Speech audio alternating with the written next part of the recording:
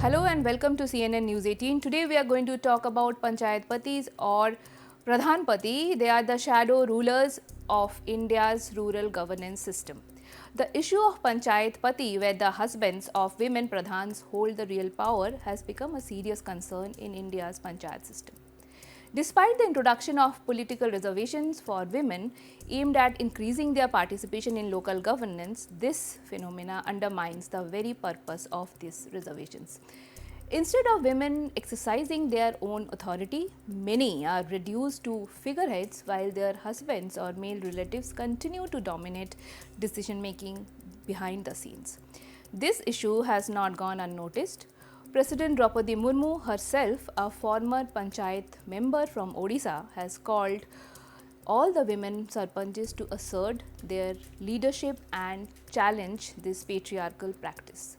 She recently urged them to reject the influence of their husbands or male relatives, stressing the need for genuine empowerment in grassroots democracy. Her appeal has brought renewed attention to the problem, making it even more urgent for the government to address it. In response, the Ministry of Panchayati Raj set up an advisory committee to study the issue of Panchayat Patis and other related concerns. The committee was formed following a directive from the Supreme Court, which ordered the creation of a group of experts to examine how the policy of reserving seats for women in Panchayat has been implemented.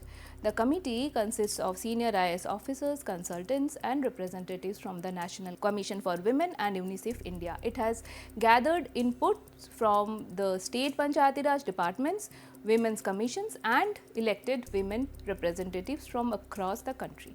The report, which is expected to be submitted soon, highlights that while the policy was meant to empower women, it has actually often resulted in reinforcement of male dominance. In many cases, men, especially local political figures, use their wives as proxies to maintain their grip on power. Even though some women sarpanches have been able to assert their authority and lead independently, these instances are not the norm. The broader trend shows that the influence of Panchayat Patis remains deeply embedded in the system, reducing the impact of women's political participation. The advisory committee's report is expected to include a thorough assessment of this issue and provide recommendations on how to address it. Some state governments have attempted to curb this practice by offering leadership training for women representatives, but these efforts have not been sufficient to eliminate the problem. The upcoming report is likely to recommend measures to ensure that women in panchayats can exercise true and independent leadership with their political empowerment not undermined by male relatives pulling the strings behind the scenes. The government's focus on this issue is crucial for making the policy of political reservation for women meaningful.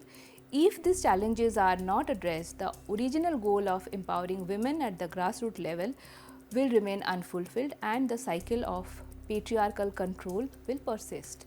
The report will play a key role in shaping the future of women's participation in local governance, and it is expected that the government will take concrete steps based on its findings to create a more equitable system.